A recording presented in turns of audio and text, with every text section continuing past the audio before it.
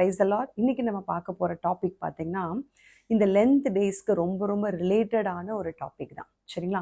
So daily வந்து ஒரு 40 டேஸ்க்கு வந்து நம்ம டெய்லி ஒரு 10 நிமிடங்கள் இந்த லென்த் டேஸ்க்கான விசேஷித்த சில காரியங்களை குறித்து தான் நம்ம தியானிக்க போகிறோம். அந்த விதத்தில் பார்த்தீங்கன்னா, இன்னைக்கு நம்ம பார்க்க போகிற காரியம் வந்து இயேசு கிறிஸ்துவின் ரத்தம் அப்படின்னு சொல்லி நம்ம ஆரம்பிக்கிறோம் இந்த டாப்பிக்கை. இது வந்து சில நாட்கள் அப்படியே தொடர்ந்தேர்ச்சியாக வந்து நம்ம இதை குறித்து தான் தியானிக்க போகிறோம். ஸோ டெய்லி வந்து வாட்ச் பண்ணுங்க. நிறைய காரியங்களை பரிசுத்த ஆவியானவர் நமக்கு இதன் மூலமாக கற்றுக் கொடுக்க போகிறார். ஓகே, ஸோ இன்னைக்கு டாபிக்லேயே உங்களுக்கு தெரிஞ்சிருக்கும், ரொம்ப சென்சிட்டிவான டாபிக். அதாவது இந்த டைட்டில் வந்து இயேசு கிறிஸ்துவின் ரத்தம். ரத்தம் அப்படின்னாலே என்ன? நமக்கு வந்து ஒரு ஹியூமன் பாடியில ரத்தம் அப்படின்னாலே வந்து அதுல உயிர் இருக்குது. அது ரொம்ப முக்கியமான ஒரு உறுப்பு. உடல்ல வந்து அந்த ரத்தம் இல்லை அப்படின்னா ஒரு மனிதனால உயிர் வாழ முடியாது. நிறைய பேருக்கு நம்மள பார்த்தீங்கன்னா ரத்தம்னாலே ஒரு பயம். ஐயோ, ரத்தமா, ஒரு டிராப் ரத்தம் நம்ம கையில் அடிபட்டுருச்சு, இல்லை எங்கேயோ நம்ம பாடியில் அடிபட்டு டிராப் ரத்தம் வந்தால் கூட சில பேருக்கு பார்த்தீங்கன்னா அப்படியே தலை சுத்த ஆரம்பிச்சிரும். அதில் வந்து பார்த்திங்கன்னா அதிக அளவில் ரத்தம் வெளியேறிச்சு நம்ம உடம்புல இருந்து அப்படின்னு பார்த்தீங்கன்னா மற்றவங்களுக்கு வெளியேறினா கூட அதை பார்க்கும் பொழுது சில பேருக்கு மயக்கம் வந்துடும். ரத்தம்னாலே ஒரு பயம் இருக்குது இல்லையா? அதாவது ரொம்ப இம்பார்ட்டண்ட்டான ஒரு உறுப்பாக இருந்தாலும் நமக்கு அந்த ரத்தத்தை குறித்த பயம் வந்து என்னதுன்னா அதை பார்க்கும் பொழுது எல்லாருக்குமே இருக்குது. ஏன் அப்படின்னா அது உயிர். அது வந்து நம்ம சரீரத்தை விட்டு வெளியேறிடுச்சுன்னா நமக்கு உயிர் போயிடும் அப்படிங்கிற ஒரு பயம் இருக்கு. அப்போ ரத்தம் ரொம்ப ரொம்ப ஒரு முக்கியமான விஷயமாக தான் தேவனும் பார்க்கிறார், நாமும் பார்க்கிறோம். மனுஷங்களுக்கும் அது ரொம்ப ரொம்ப முக்கியமான ஒன்று. வேற எந்த பாகத்துல நமக்கு உடல் உறுப்புகள்ல எங்க பாதிப்பு ஏற்பட்டாலுமே பார்த்தீங்கன்னா ஓரளவுக்கு நமக்கு பயம் இருக்காது. ஓகேவா? ஆனா ஒரு ரத்தத்துல ஒரு பாதிப்பு, ரத்தம் வெளியேறுது உடலை விட்டு அப்படின்னும் பொழுது எல்லாருக்குள்ளேயுமே ஒரு பயம் வரும். அது 1 டிராப்ல இருந்து ஆரம்பிச்சு அது எவ்வளோ அமௌண்ட்டா இருக்கட்டும், ரத்தம் அப்படின்னாலே மனுஷங்களுக்கு பயம் இருக்கதான் சரி. அது எவ்வளவுதான் வந்து அதை குறித்து பெரிய ரிசர்ச்லாம் பண்ணியிருந்தா கூட அந்த ரத்தத்தை பார்த்த உடனே ஒரு பயம் இருக்கதான் செய்யும். ஏன் அப்படின்னா அதுல உயிர் இருக்குது. இப்போ இதுல உயிர் இருக்குது அப்படிங்கிறதுக்கு என்ன ஆதாரம்? யார் ப்ரூவ் பண்ணாங்க அப்படின்னா சயின்டிஃபிக்கலாவும் அதை ப்ரூவ் பண்ணியிருக்காங்க, மெடிக்கலாவும் நமக்கு தெரியும். நமக்கு வேதத்துல எங்க போடப்பட்டிருக்குன்னு பார்ப்போமா? அதாவது லேவியராகமம் 17வது அதிகாரம் 11, மாம்சத்தின் ஜீவன் ரத்தத்திலே இருக்கிறது. பாருங்களேன், வேதத்துல கூட தேவன் நமக்கு என்ன சொல்லியிருக்கிறார் அப்படின்னா நம்மளோட சரீரத்துல நம்மளுடைய ஜீவன், நம்மளுடைய உயிர் எங்க இருக்குது அப்படின்னா ரத்தத்துல தான் இருக்குது. அப்ப இயேசு கிறிஸ்துவினுடைய ரத்தத்தை குறித்து இன்னைக்கு நம்ம தியானிக்க போறோம். ரொம்ப ரொம்ப இம்பார்ட்டண்ட்டான ஒரு டாபிக். ரத்தம் அப்படின்னும் பொழுது அது உயிர், அது ஜீவன் அப்படின்னு நம்ம சொல்றோம் இல்லையா? அப்போ இன்னைக்கு பிளட் குரூப்ஸ் பார்த்தீங்கன்னா மெயினாக பார்த்தீங்கன்னா ஒரு 4 குரூப் இருக்கு, ஏபி, ஏபிஓ அப்படின்னு சொல்லிட்டு. அதில் சப்டிவிஷன் அப்படின்னு பார்த்தோம்னா பாசிட்டிவ் நெகட்டிவை வச்சு அதை 8ஆ நம்ம டிவைட் பண்ணலாம். இதுதான் common blood group all over the world. பார்த்தீங்கன்னா இந்த 8 பிளட் குரூப்ஸில் தான் வந்து நம்ம பிளட் டிரான்ஸ்ஃபியூஷன் கொடுப்போம். அப்புறம் வந்து பார்த்தீங்கன்னா நமக்கு பிளட் வந்து நமக்கு தேவைப்பட்டால் நம்ம மற்றவங்க கிட்ட இருந்து வாங்கிக்கலாம், நமக்கு கொடுக்கறது இது எல்லாமே இந்த 8 குரூப்ஸில் தான். சரிங்களா? ஆனால் அப்பார்ட் ஃப்ரம் தட் இப்போ பார்த்தீங்கன்னா 40 குரூப்புக்கும் மேலே வந்து அவங்க வந்து நிறைய வகையர் இருக்கிறாங்க. அதை வைத்து மறுபடியும் சப்டிவிஷனாக 340 குரூப்ஸை வந்து நம்ம ஆன்டிஜனை வச்சு அவங்க டிவைட் பண்ணுறாங்க. இதெல்லாம் இருக்குது. பட் மெயினாக பார்த்தீங்கன்னா இந்த 8 குரூப்ஸ் தான் பிளட் குரூப்ஸ். ஓகே, பாசிட்டிவ் நெகட்டிவை வச்சு ஏபி, ஏபிஓ. இப்போ இந்த மாதிரி உலக அளவில் நமக்கு தெரிந்தது இவ்வளோதான். ஓகேவா? ஆனால் ஆவிக்குரிய ரீதியாக நிறைய விஷயங்கள் நம்ம இன்னைக்கு கற்றுக்கொள்ள போகிறோம். இன்னைக்கு இல்லை, இந்த வீக் ஃபுல்லாகவே நம்ம அதை குறித்து தான் நம்ம தியானிக்க போகிறோம். ரத்தம், நம்மளுடைய வேதம் என்ன சொல்லுகிறது அப்படின்னு பார்த்தீங்கன்னா பழைய ஏற்பாட்டு காலத்தில் ரத்தத்தை சிந்தினாதான், அதாவது ஒரு மிருகத்தோட ரத்தமோ ஒரு பறவையோட ரத்தமோ எதையாவது சிந்தினா மட்டும்தான் ஒரு மனுஷனுடைய பாவம் என்ன பண்ணுதுன்னா மன்னிக்கப்படுகிறது. அப்ப என்னன்னா ரத்தம் சிந்துதல் இல்லாமல் பாவ மன்னிப்பு இல்லை. சரிங்களா? இது எங்க சொல்லுது அப்படின்னா எபிரேயர் 9:22 நம்ம வாசிக்கிறோம், ரத்தம் சிந்துதல் இல்லாமல் பாவ மன்னிப்பு இல்லை அப்படின்னு சொல்லி. அப்ப ரத்தம் இருந்தா மட்டும்தான், ஒரு இடத்துல நான் ஒரு தப்பு பண்ணிட்டேன் அப்படின்னா according to old testament time படி ஒரு ரத்தத்தை சிந்தினால், ஒரு பலி கொடுத்தால் மட்டும்தான் என்னால வந்து அந்த பாவத்திலிருந்து விமோச்சனம் அடைய முடியும், அந்த பாவத்திலிருந்து எனக்கு மன்னிப்பு கிடைக்கும். சரிங்களா? அதனாலதான் பழைய ஏற்பாட்டு காலத்துல பாத்தீங்கன்னா தேவன் பலியிடுகிற முறைகளை கற்றுக் கொடுத்தார். ஸோ மனிதன் இந்த பாவத்துக்கு இப்படியெல்லாம் பலியிடணும். அது ஆடா இருக்கலாம், மாடா இருக்கலாம், இல்லை பறவைகளா இருக்கலாம். ஸோ இந்த மாதிரி அவங்கவுங்களுடைய திராணிக்கு தக்கதாக பழைய ஏற்பாட்டு காலத்துல இஸ்ரவேல் ஜனங்கள் பாத்தீங்கன்னா பலியிட்டாங்க. ஏன்னா அந்த இடத்துல ஒரு ரத்தம் சிந்துதல், ஒரு மனிதனுக்காக அந்த மிருகத்தின் ரத்தம் அங்க என்ன பண்ணுதுன்னா பலியிடப்பட்டு அந்த ரத்தத்தை சிந்தி அதை அவர்கள் வந்து பாத்தீங்கன்னா அந்த ஆசரிப்பு கூடாரத்துல கொண்டு போய் பலிபீடத்தில் வைத்து பலியிட்டு அவங்களுடைய பாவத்திற்கான நிவர்த்தியை அடைஞ்சாங்க.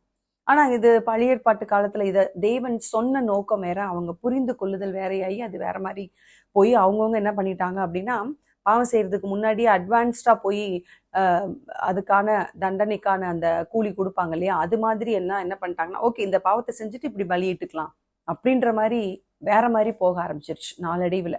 ஸோ அது சரியான நோக்கம் இல்லை இல்லையா. தேவன் சொன்னது ரத்தம் சிந்துதல் வேண்டும் பாவம். ஏன் அப்படின்னா உன் சரீரத்துல ஜீவன் எங்க இருக்குது, ரத்தத்துல தான் இருக்குது. அப்போ ஒரு மனுஷனுக்கு பாவம்னு ஒண்ணு வருதுன்னா அது எங்க உருவாகுது? இப்ப பாத்தீங்கன்னா ஒரு மனுஷனுடைய பாவம் சரீரத்துல எங்க இருக்குது, அது ரத்தத்துல தான். ஏன் அப்படின்னா முதல் மனுஷனாகிய ஆதாம் செய்த பாவம் அவனுடைய வழி வழியாக அப்படியே பரம்பரையா என்ன ஆகுது அப்படின்னா கடைசி மனிதன் வரைக்கும் அது அப்படியே தொடர்ந்து கொண்டு வருது அந்த பாவம். அப்ப எல்லா மனுஷங்களுமே இன்னைக்கு பாவம் இல்லாம இல்லை. இந்த உலகத்துல படைக்கப்பட்ட எல்லா மனுஷங்களுமே, அதாவது பிறந்த எல்லா மனிதர்களுமே, ஆதாம் தான் தேவனால படைக்கப்பட்ட மனிதன், ஏவாள் அந்த ஆதாமினுடைய எலும்பிலிருந்து படைக்கப்பட்ட மனுஷி, அவங்கள்ல இருந்து உருவான எல்லா மனுஷங்களுக்குள்ளேயுமே இந்த பாவ சுபாவம் கண்டிப்பா இருக்கதான் செய்யுது. அப்ப அதை எப்படி நீக்கணும்? இப்ப பாவம் என்னுடைய சரீரத்துல ரத்தத்துல இருக்குன்னா என் சரீரத்துல இருந்து அத்தனை ரத்தமும் வெளியேறினால் மட்டும்தான் அந்த பாவ குணாதிசயம் வெளியே போகும். இல்லைன்னா எப்படியும் எனக்குள்ள பாவம் இருந்துட்டே தான் இருக்கும். அதான் பாவத்தின் சம்பளம் மரணம். ஸோ அப்ப அப்படின்னு நம்ம வாசிக்கிறோம் இல்லையா வேதத்துல. ஸோ பாவத்தின் சம்பளம் மரணம் அப்படின்னா இப்ப என்னுடைய பாவம் என்னுடைய ரத்தத்துல இருக்கு அப்படின்னா என்னுடைய ரத்தம் முழுவதும் வெளியே போனா மட்டும்தான் நான் பாவ விமோச்சனை அடைய முடியும். அப்ப என்னுடைய ரத்தம் முழுவதுமா வெளியே போச்சுன்னா அது மரணம். சரிங்களா? அப்போ நான் அந்த மரணத்திலிருந்து நான் எப்படி தப்புவிக்கப்படுவது அப்படின்னு பாத்தீங்கன்னா அப்போ அது எனக்கு ஒரு பாவ விமோச்சனை வேணும். இந்த உலகத்துல பிறந்த எல்லா மனுஷங்களுமே பாவிகள் அப்படின்னா யார் தான் காப்பாற்ற முடியும்? அப்ப யாராவது ஒருத்தர் வந்து காப்பாத்த தானே இல்லையா வேணும். பாவமே இல்லாத மனிதன். பாவமே இல்லாத மனிதன் எப்படி இருக்க முடியும்? அதாவது மதர் கிட்ட இருக்கக்கூடிய அந்த அந்த ஓவம், ஃபாதர்கிட்ட இருந்து வந்து அந்த ஸ்பெர்ம், இது ரெண்டும் இணைந்துதான் ஒரு கரு உருவாகும். ஆனா என்னதான் ஒரு குழந்தை வந்து மதரோட கருவுல 9 மாதங்கள், தாயின் கருவுல 9 மாதங்கள் இருந்தாலும் அந்த மதரோட ரத்தத்துல இருந்து தான் போஷாக்கு, ஊட்டச்சத்து, வளர்ச்சிக்கான எல்லாமே இந்த குழந்தைக்கு கிடைச்சாலும் அந்த மதர் அந்த அந்த பேபியோட ரத்தம் ரெண்டுமே பார்த்தீங்கன்னா ஒன்று சேராது, மிக்ஸ் ஆகாது, ஆகவும் கூடாது. இது மெடிக்கலி நிறைய பேருக்கு தெரியும். நான் ரொம்ப சிம்பிளா சொல்றேன். இன்னும் டீட்டெயில்டு இன்ஃபர்மேஷன்ஸ் வேணும்னா நீங்க அதை குறித்த காரியங்களை நீங்க போய் வந்து கூகுள்லயோ இல்லை யூடியூப்லயோ நீங்க பார்க்கலாம். சரிங்களா? ரொம்ப டீட்டெயில்டா நான் இப்போ டீட்டெயில்டா நான் அதை சொல்ல முடியாது. பட் ரொம்ப சுருக்கமா சொல்றேன்.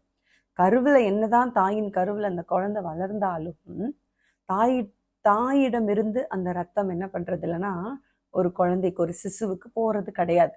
என்றைக்கு தகப்பனுடைய ஸ்பெர்ம் வந்து அந்த தாயோடைய கருமுட்டையோடு இணைகிறதோ அப்பொழுதுதான் அந்த ரத்தம், அந்த உயிர் உருவாகிறது.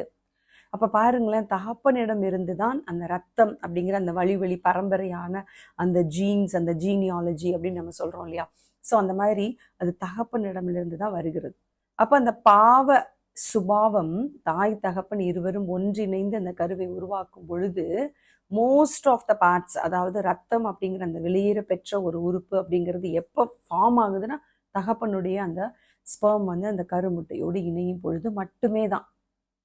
அப்போ இங்க வந்து ஒரு மனுஷன் பிறக்கும் போதே பாவத்தோட தான் பிறந்துடுறான் இல்லையா. இப்ப பாவமே இல்லாத ஒரு மனிதனுடைய அந்த ஸ்பெர்ம் வந்து அந்த பெண்ணுடைய அந்த முட்டையில் அது இணையும் பொழுது மட்டும்தான் வந்து என்ன ஆக முடியும், ஒரு பாவமே இல்லாத மனிதன் இந்த உலகத்துல பிறக்க முடியும்.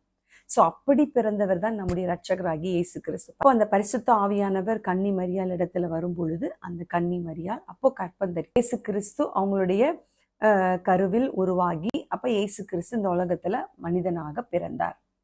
அப்ப இப்படிப்பட்ட ஒரு வெளியேற பெற்ற ஒரு சம்பவம் நமக்கு புதிய ஏற்பாட்டுல நம்ம சுவிசேஷ புத்தகங்கள்ல மத்தேயில பார்க்கலாம், லூக்கால பார்க்கலாம்.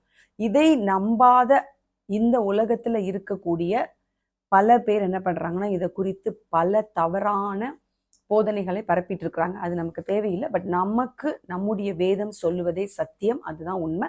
அது நம்ம பிலீவ் பண்றோம். As a Christian we are believing Bible. So அப்ப பைபிள் சொல்ற வார்த்தைகள் அது சத்தியம், அது வேதம், அது உண்மை.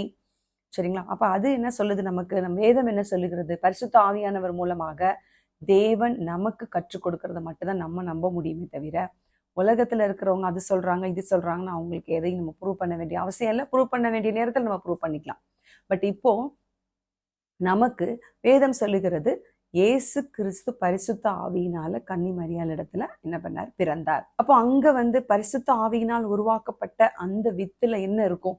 நிச்சயமாக அதுல பாவம் இருக்காது. ஆகவே அவர் பாவம் இல்லாமல் பரிசுத்தமாக பிறந்தவர். ஆனா பிசாசும் பிசாசானவனால் பிடிபட்ட உலகத்துல இருக்கக்கூடிய மனுஷங்களும் அதை என்ன சொல்றாங்க? இல்லிஜிட்டிமேட் child. Jesus Christ is இல்லிஜிட்டிமேட் child அப்படின்னு சொல்றாங்க. அப்ப அவர் ஒரு தவறான வழியில் பிறந்தவர் அப்படிலாம் நிறைய கான்ட்ராவர்சி போயிட்டு தான் இருக்கும். அவங்க பேசுறவங்க பேசட்டும். பட் நான் இயேசு கிறிஸ்து பரிசுத்த ஆவியினால் கன்னி மரியாள் இடத்தில் பிறந்த பரிசுத்த தேவன் அப்படிங்கிறத நான் நம்புறேன். அப்படிதான் வேதம் சொல்லுகிறது. அப்படிதான் நம் கிறிஸ்தவர்கள் எல்லாருமே நம்புறோம். அதுதான் உண்மை. இப்ப பிசாசானவன் நிறைய பொய்களையும் புரளிகளையும் எல்லாத்தையும் அவனுடைய வேலையே பொய்யும் பொய்யுக்கு பிதாவுமானவன் நம்ம பொய்யை தான் பரப்புவான். அதை நம்புகிறவர்கள் நம்பிக்கொண்டே இருப்பார்கள். அது உலகம் முடிகிற வரைக்குமே இயேசு கிறிஸ்து மறுபடியும் இந்த உலகத்திற்கு வர்ற வரைக்கும் அது இருந்துட்டு தான் இருக்கும். ஆனா நாம் நம்ப வேண்டிய ஒரு முக்கியமான விஷயம், இயேசு கிறிஸ்து இந்த உலகத்தில் பரிசுத்தமாக பாவ அழுக்கு இல்லாமல் பரிசுத்தமாக பிறந்தவர், பாவ கரை படியாதவர், பாவம் செய்யாமல் இந்த உலகத்துல வாழ்ந்திருக்கிறாருங்கிறதுக்கு நமக்கு ப்ரூஃப் இருக்கு. வேதம் சொல்லுகிறது. நமக்கு வேதமே சத்தியம். அப்ப அப்படிப்பட்ட இயேசு கிறிஸ்து என்ன பண்றாரு அப்படின்னா, இப்ப நான் சொன்னேன் இல்லையா, ஜீவன் எங்க இருக்குது? ரத்தத்துல. அந்த ரத்தம் முழுக்க ஒரு மனிதனுடைய உடலில் இருந்து வெளியே வந்தா மட்டும்தான் இந்த பாவத்திற்கான விமோச்சனம், பாவ விமோச்சனம் கிடைக்கும். அப்ப நம்ம எல்லாருமே நம்மளுடைய ரத்தத்தை வெளியேற்றிட்டே இருந்தோம் அப்படின்னா எல்லாரும் சாக வேண்டியதுதான். அப்ப எல்லாரும் செத்துட்டோம் அப்படின்னா தேவன் அதை விரும்பல. எல்லா மனுஷங்களும் சாகணும்னு விரும்பல. தேவன் எல்லாரும் வாழ்ந்து இருக்கணும்னு தான் விரும்புறாரு. அப்ப அவர் என்ன பண்றாரு அப்படின்னா, சரி நான் படைச்ச மனுஷன் அதான் பாவம் செஞ்சுட்டான், அவன் மூலமா இந்த உலகம் முழுக்க பாவத்துல போயிடுச்சு. பட் இருந்தாலும் நான் என்னுடைய ரத்தத்தை முழுவதுமாக சிந்தி நான் படைத்த மனு குலத்தை மீட்டெடுப்பேன் என்று ஆதியாகமம் 3ஆம் அதிகாரத்தில் எந்த இடத்துல பாவம் முதலாவது சம்பவித்ததோ உற்பத்தி ஆனதோ அதே இடத்துல வைத்து பிதாவாகிய தேவன் என்ன பண்றாரு அப்படின்னா, ரட்சிப்பின் திட்டத்தை அறிமுகப்படுத்தி உன் வித்துக்கும் அவள் வித்துக்கும் பகை உண்டாக்குவேன் என்று சொல்லி பிசாசிடம் அதை சொல்லி அந்த இடத்துல ரட்சிப்பின் திட்டத்தை அறிமுகப்படுத்தின அன்னைக்கே இயேசுவானவர் இந்த உலகத்துக்கு வரப்போறார் அப்படின்ற விஷயம் நமக்கு தெல்ல தெளிவாக தெரிஞ்சிருச்சு. ஆனா எப்படி வரப்போறாரு, எப்படி எந்த வேலையில வரப்போறார் அப்படின்னா அன்னைக்கு அவங்களுக்கு தெரியல. பட் இன்றைக்கு நமக்கு வேதம் கையில இருக்கிறதுனால நமக்கு தெரியும்.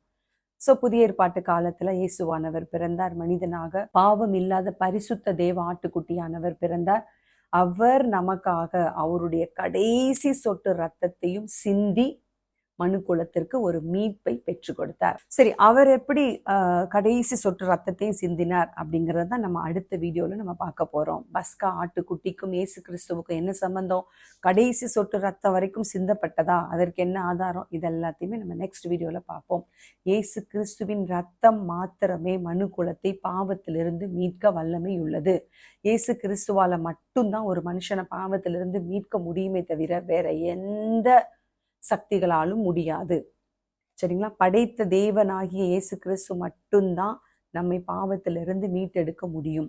ஆகவே இதை பார்த்து கொண்டிருக்கிற யாரா இருந்தாலும் சரி, இப்போவே இதுவே தருணம். இயேசு கிறிஸ்துவை விசுவாசித்து அவரை தெய்வமாக ஏற்றுக்கொள்ளும் பொழுது நமக்கு எப்பேற்பட்ட பாவம் செய்திருந்தாலும் அவர் சிந்தின ரத்தத்தினால நமக்கு மீட்பு உண்டு, ரட்சிப்பு உண்டு, பாவ விமோச்சனம் உண்டு. நாம் அவருடைய பிள்ளைகளாக மாற முடியும். ஒருவேளை இயேசு கிறிஸ்துவை விட்டு பின்மாற்றத்துல போன யாராவது இதை பார்த்து கொண்டிருந்தாலும் உங்களையும் அழைக்கிறார் தேவன். அவருடைய ரத்தத்தினால மன்னிக்க முடியாத ஒரு பாவம் என்று இந்த உலகத்துல எதுவுமே இல்லை. எப்பேற்பட்ட பாவியா இருந்தாலும் சரி, இயேசு கிறிஸ்துவின் ரத்தம் சகல பாவத்தையும் நீக்கி நம்மை சுத்திகரிக்க வல்லமையுள்ளது. அவரை ஏற்றுக்கொள்ளுவோம். அந்த பரிசுத்த ரத்தம் இந்த லென்த் டேஸ் ஃபுல்லா நம்ம தியானிக்க போற அந்த இயேசு கிறிஸ்துவின் ரத்தம் நம்மை பரிசுத்தப்படுத்தும். ஒவ்வொருவரையும் பரிசுத்தப்படுத்தும். இப்போ எல்லாரும் கம்ப்ளீட்டா பரிசுத்தவான்களா இல்லை. நம்மளிடத்துல நிறைய பாவம் இருக்கு, குறை இருக்கு, குற்றம் இருக்கு, பரவாயில்ல. ஆனா நம்ம தேவனுடைய ரத்தத்தையும் அவருடைய நாமத்தையும் விசுவாசிக்கும் பொழுது இயேசு கிறிஸ்து என்கிற நாமமே அல்லாமல் வேற எந்த நாமமும் நம்மை மரணத்திலிருந்தும் பாதாளத்திலிருந்தும் நரகத்திலிருந்தும் தப்புவிக்க முடியாது. அந்த இயேசு கிறிஸ்துவை ஏற்றுக்கொண்டு அவருடைய பிள்ளைகளாக வாழுவோம். அவரோடு கூட இருக்கக்கூடிய பரலோகவாசிகளாக மாறுவோம். தேங்க்யூ.